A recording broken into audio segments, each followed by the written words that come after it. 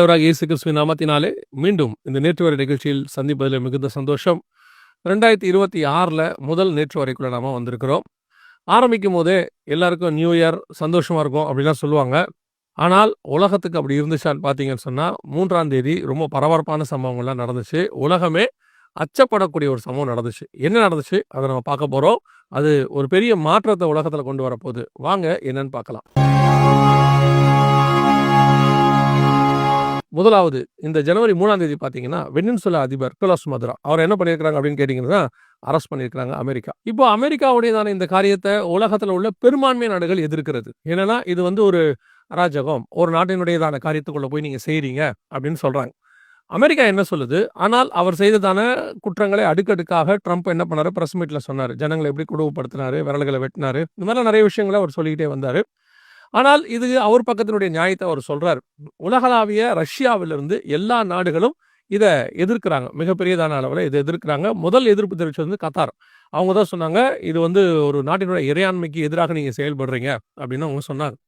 சரி, இது வந்து உலக பிரகாரம் நடக்கிற ஒரு சம்பவம். ஆனால் இதுக்கு பின்னாடி என்ன ஒரு காரியம் இருக்க வாய்ப்பு இருக்கிறது, அதைத்தான் நம்ம நேற்று வரையில முதலாவது பார்க்க போறோம். என்ன அப்படின்னு கேட்டீங்கன்னா, இந்த விஷயத்துல ட்ரம்ப் வந்து நிறைய நாடுகளை பத்தி பேசிக்கிட்டே இருந்தாரு. கிரீன்லாண்டை பத்தி பேசினாரு, கனடாவை பத்தி பேசினாரு. எங்களுடைய எல்லைக்குள்ள நாங்க கொண்டு வர போறோம் அப்படின்னு சொல்லி, அதாவது அமெரிக்காவோட எல்லையை நாங்க பெருசாக்க போறோம்.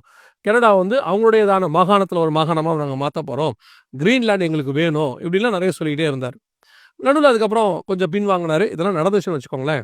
ஆனா திடீர்னு வெனின்சுலா மேல கை வைக்கிறதுக்கு என்ன காரணம் அப்படின்னு பாத்தீங்கன்னா, வெனின்சுலாவோட ஏற்கனவே அவருக்கு நிறைய பிரச்சனை இருந்துச்சு. போன ட்ரிப் வரும்போதே வெனின்சுலாவை பத்தி அவர் பேசியிருந்தார். ஆனால் நாம் பார்க்குற விதம் என்ன அப்படின்னு கேட்டீங்கன்னு சொன்னா, இதுவரைக்கும் ரஷ்யாவுடைய நட்பு நாடுகள், பயங்கர க்ளோஸ் ஃப்ரெண்ட்ஸ் அப்படின்னு சொல்லக்கூடிய நாடுகள்ல 4வது பெரிய நாடு இப்பொழுது அடிக்கப்பட்டிருக்கிறது. முதலாவதாக நீங்க பார்த்தீங்கன்னு சொன்னா 2003ல ஈராக் சதாம் ஹுசேனை அவங்க வந்துட்டு பிடிச்சாங்க. 1991ல சதாம் ஹுசேன் குவைத்தை பிடிச்சாரு. அதை பேஸ் பண்ணி அதுக்கப்புறம் அந்த வார் நடந்து எல்லாம் முடிஞ்சிச்சு. அதுக்கப்புறம் திருப்பி சதாம் ஜெயிச்சு வந்துட்டாரு. ஆனா 2003ல சதாமை ஒரு இடத்துல இருந்து அவங்க அரெஸ்ட் பண்ணாங்க.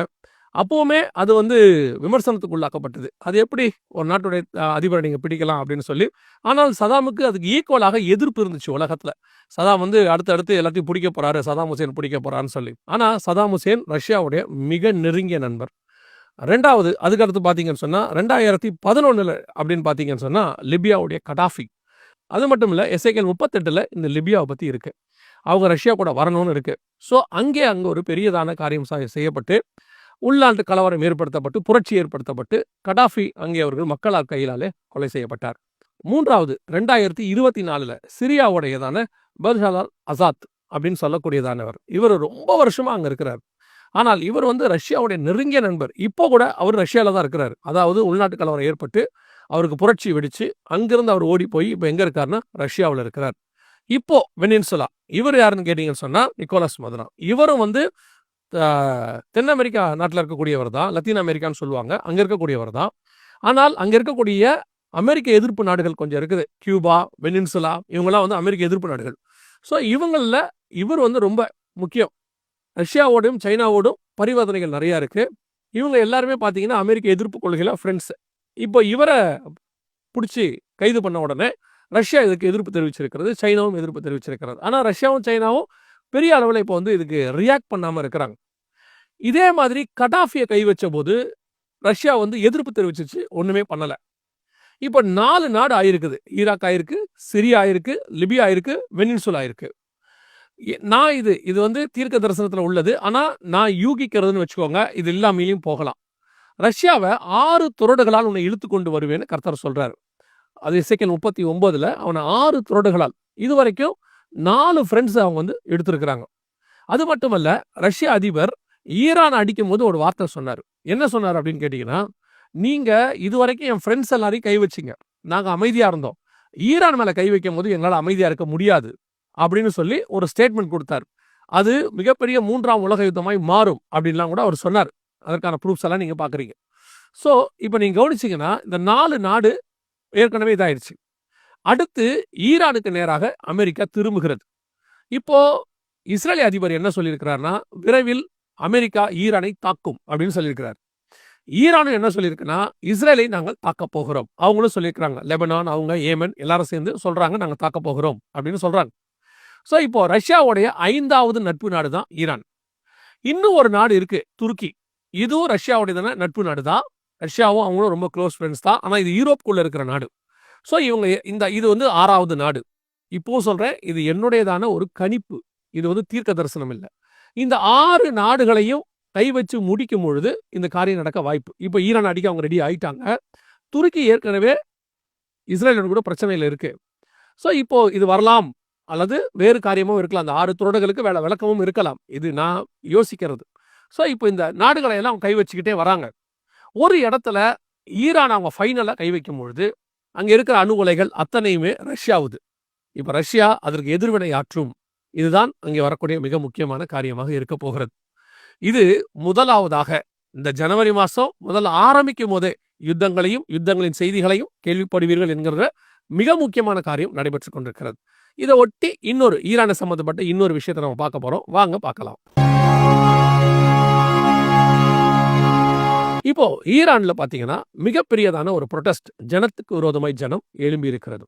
ஜனங்கள் அங்கே மிகப்பெரியதான ஒரு கிளர்ச்சியை பண்ணி கொண்டிருக்கிறாங்க. எதுக்காக அப்படின்னு கேட்டா, வரலாறு காணாத அளவுக்கு ஈரானுடைய பண மதிப்பு வீழ்ச்சி அடைஞ்சிருச்சு.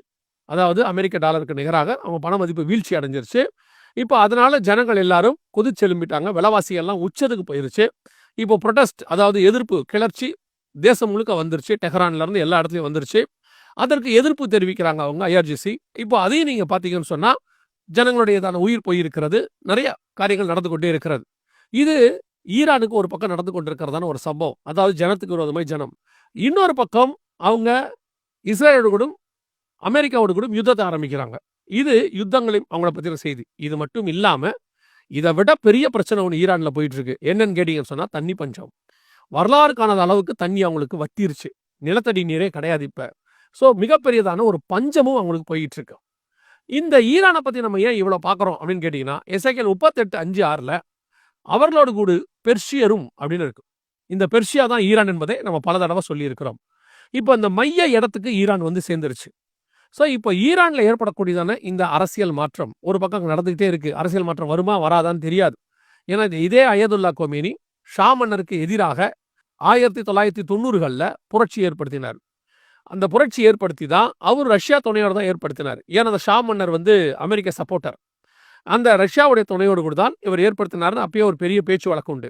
ஸோ இப்போ அயதுல்லா கொமேனிக்கு எதிராக கிளர்ச்சி ஆரம்பிக்கிறது. ஏறக்குறைய 30-40 ஆண்டு காலமாக அயதுல்லா கொமேனியினுடைய ஆட்சிகள் நடைபெற்று கொண்டிருக்கிறது. ஸோ இப்போ மிக முக்கியமான ஒரு தருணத்துக்கு ஈரான் வந்து சேர்ந்திருக்கிறது. அதே நேரத்தில் நாம் தெரிந்து கொள்ள வேண்டியது, ஈரான் மத கட்டுப்பாடு உள்ளதான ஒரு நாடு. அங்கே எல்லா விதமான மத கட்டுப்பாடும் உண்டு. ஆனால் மிகப்பெரிய எழுப்புதலும் ஈரானில் நடைபெற்று கொண்டிருக்கிறது. ஈரானில் உள்ள நிறைய சாட்சிகளை நீங்க கேட்டீங்கன்னா, நேரடியாகவே தரிசனத்தினால் ரட்சிக்கப்பட்டவர்கள், சுவிசேஷம் சொல்ல முடியாதங்க, அடைக்கப்பட்ட வாசல், அங்கே தரிசனத்தினால் கிறிஸ்துவை கண்டவர்கள், சுவிசேஷத்தை கேட்டவர்கள் அநேகர் இருக்கிறார்கள். If you ask how people came to Christ, 80% will say they saw him in a dream. So I decided to ask him, and so I did. And then the next day, I guess, I saw a dream, and in my dream, I saw Jesus was a bridge. I decided to come to him. அநேகர் இடத்துல இந்த ஈரான்ல இப்போ வந்து மிகப்பெரிய ரிவைவலும் ஒரு பக்கம் போய் கொண்டிருக்கிறது. இவ்வளோ பெரிய கலவரத்துக்கு நடுவில் ஒரு எழுப்புதலும் அங்கே வந்துகிட்டு இருக்கு பாருங்களேன். ஸோ ஈரானுக்காக ஜெபிக்க வேண்டியது நம்முடைய கடமையாக இருக்கிறது. அடுத்து இன்னும் ஒரு மிக முக்கியமான விஷயத்தை நாம் பார்க்க போகிறோம். இப்போ பல்கேரியா, இந்த நாடு ஒரு மிக முக்கியமான வேலையை செஞ்சிருக்கு. என்னங்க பல்கேரியா பத்தி என்னன்னா, யூரோப்ல இருக்காங்க. இவங்க ஷெங்கன் கண்ட்ரிஸ்ன்னு சொல்லுவாங்க. அதாவது ஐரோப்பாக்குள்ள இருக்கிற நாடுகளுக்கெல்லாம் கூட்டமைப்புக்கு பேர் ஷெங்கன் ஒன்று உண்டு. யூரோப்பியன் யூனியன் வேறு, ஷெங்கன் வேறு. இந்த ஷெங்கன் என்பது ஒரு ஏறக்குறைய நிறைய நாடுகள் அடங்கியதான ஒரு இடம். அதுல உள்ள நாடுகள் தான் ஏற்படுத்த ஒரு யூரோப்பியன் கூட்டமைப்பு. இதில் இந்த யூரோப்பியன் கூட்டமைப்புக்குள்ள இன்னும் ஒரு 3-4 நாடுகள் வராமல் இருக்கு. ஐஸ்லாந்து வரல, அப்புறம் வந்துட்டு சுவிட்சர்லாந்து வரல. இந்த மாதிரி நிறைய நாடுகள், இன்னும் ஒரு 4-5 நாடுகள் தான் இருக்கு, இன்னும் உள்ளுக்குள்ள வராமல் இருக்காங்க. ஏற்கனவே 28 நாடுகள் இருக்கு. இந்த 28 நாடுகள்ல இந்த பல்கேரியாவும் ஒன்று. பல்கேரியாவுடைய பணத்துக்கு பேர் லேவன் பேரு. அதை அவங்க மாத்தாம இருந்தாங்க. அவங்க தான் அதை யூஸ் பண்ணிட்டு இருந்தாங்க. ஆனா இந்த ஷெங்கன் கண்ட்ரிக்குள்ள இருந்தாங்க. ஆனா யூரோப்புக்குள்ள இப்போ அவங்க ஜாயின் பண்ணிட்டாங்க யூரோப்பியன் யூனியன்ல. இந்த ஜனவரி 1ஆம் தேதியிலிருந்து தங்களுடைய பணத்தை யூரோவுக்கு மாத்திக்கிட்டாங்க. அதாவது லேவும் இருக்கு, யூரோவும் இருக்கிறது. கொஞ்ச நாளைக்கு, ஒரு 6 மாசத்துக்கு வரைக்கும். அதற்கு பிறகு இந்த பணமொழிப்பு முற்றிலுமாக ஒழிக்கப்படும். வெறும் யூரோக்குள்ள வந்துடும். 28 நாடுகள் அமைப்பாக மாறும். உக்ரைனும் உள்ள வரதுக்கு வெயிட் பண்ணிட்டு இருக்கு. ஒரு பக்கம் சுவிட்சர்லாந்து, ஐஸ்லாந்து இவங்களாம் வர வெயிட் பண்ணிட்டு இருக்காங்க. அதோட ஐரோப்பா கண்டம் முழுக்க ஒன்றிய ஐரோப்பாவா மாறிடும். ஒரே கவர்மெண்ட்டுக்குள்ள வந்துடும். அடுத்து பார்த்தீங்கன்னா ஆசியாவும் ஆப்பிரிக்காவும் தான் இருக்கும். ஏற்கனவே ஆசியாக்குள்ள அவங்க ஊடுருவிட்டாங்க யூரோப். இதை பற்றி நம்ம வேற ஒரு நேற்று வரையில் பார்க்கலாம். ஊடுருவிட்டாங்க. ஆப்பிரிக்காக்குள்ளேயும் அவருடையதான காரியங்கள் இருக்கிறது. ஸோ இப்போ இவர்கள் ஒரு மிகப்பெரியதான எல்லை விஸ்தாரத்தை பண்றாங்க. அதில் பல்கேரியாவும் இப்பொழுது முழுவதுமாய் மாறி இருக்கிறது. இன்னும் வருகிற நாட்களில் அநேக நாடுகள் உள்ளோடு கூட இணைகிறதை நீங்கள் பார்ப்பீர்கள். யூரோப்பியன் யூனியனோடு கூட இணைவதை நீங்கள் பார்ப்பீர்கள். அது வரும்போதும் அதையும் உங்களுக்கு அப்டேட் பண்றோம். கடைசியாய் ஒரு காரியத்தை நாம் முடிக்க போகிறோம். இது ஏஐ டெக்னாலஜி இப்பொழுது பரிணாம வளர்ச்சி அடைஞ்சிருக்கு. எந்த இடத்துக்கு வந்திருக்குன்னு கேட்டிங்கன்னா, சீனா வியட்நாம் பார்டரில் அந்த பார்டர் செக்யூரிட்டி ஃபோர்ஸ்ன்னு சொல்லுவாங்க, பிஎஸ்எஃப்னு நம்மளாம் சொல்லுவோம் இங்கே. அந்த மாதிரி இமிகிரேஷன், அந்த பார்டர் எல்லைகளை செக் பண்ணக்கூடியது, விசா, பாஸ்போர்ட் இதெல்லாம் செக் பண்ணுறதுக்கு பார்டர் ஃபோர்ஸ்ன்னு சொல்லுவாங்க. அந்த பார்டர் ஃபோர்ஸ்க்கு முழுவதுமாக ரோபோட்டை, ஏஐ ரோபோட்டை பயன்படுத்த ஆரம்பிச்சிட்டாங்க. அங்கே இருக்கக்கூடிய ராணுவ வீரர்கள் அவங்கெல்லாம் குறைச்சிட்டு அந்த இடத்துக்கு இப்போ இவங்களை கொண்டுட்டாங்க. ஏற்கனவே ரோபோ யூஸ் பண்ணி ராணுவம் இருக்குது அவங்களுக்கு. இப்போ ராணுவத்தை ஒட்டி இந்த இமிகிரேஷன் சிஸ்டம் அல்லது பார்டர் ஃபோர்ஸ் அதையும் உருவாக்கிக்கிட்டே இருக்கிறாங்க. இதெல்லாம் எதை குறிக்குது அப்படின்னு கேட்டிங்கன்னா, கொஞ்சம் கொஞ்சமாக மனிதன் மேல் ஆதிக்கத்தை இந்த ரோபோக்கள், ஏஐ டெக்னாலஜி கொண்டு வந்துக்கிட்டே இருக்கு. சமீபத்தில் ஒரு மிக முக்கியமான காரியத்தை நண்பர் ஒருத்தர் பகிர்ந்து கொண்டார். அது இந்த ஏஐ டெக்னாலஜி அடுத்து இந்தியாவில், உலகளவில் மிகப்பெரியதான ஒரு அச்சுறுத்தலாகவும் தாக்கத்தையும் ஏற்படுத்த போகுது. அது என்னங்கிறத ஒரு தனி நேற்று வரையில் உங்களுக்கு நாங்கள் பகிர்ந்து கொள்ள விரும்புகிறோம். அதாவது அதை விலாவரியாக டீட்டெயிலாக சொன்னதான் புரியும். அதோடு கூட கர்த்தருக்கு சித்தமானால், வருகை தாமதிக்குமானால் உங்களை நாங்கள் சந்திக்கிறோம். God bless you.